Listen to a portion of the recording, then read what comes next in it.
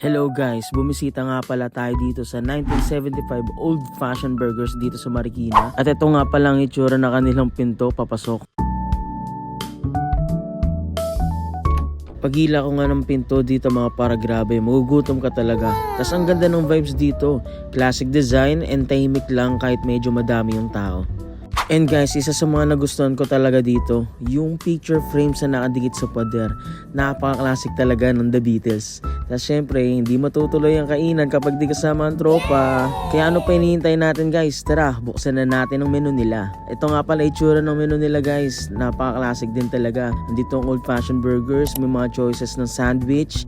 Meron din mga sides and also meron din tayong chickens. May rice meals din guys, meron din ditong pasta. At syempre, meron din mga extra guys kapag gusto nyo mag-customize ng burger. Tapos ito, may milkshakes, may duo treats din man para sa mga barkada.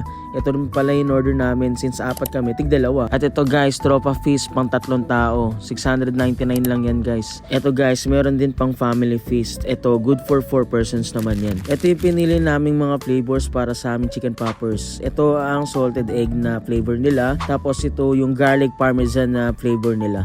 Tara, tikman natin tong salted egg nila. Guys, yung salted egg nila, hindi powder yung ginamit. Talagang sauce talaga. And yung garlic dip, lasa talagang garlic dip. Masarap, hindi masyadong maalat, kaya all goods talaga.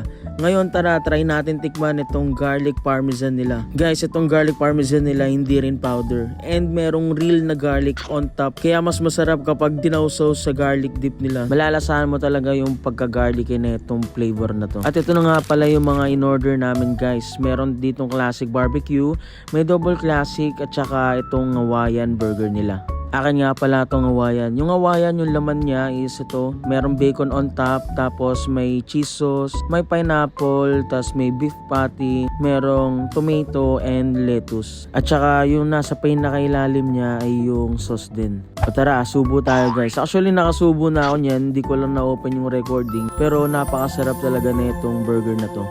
Pure beef talaga yung ginamit nila dito sa patty nila and napaka-natural na mga flavor. Napaka-straightforward guys ng mga flavor nila rito.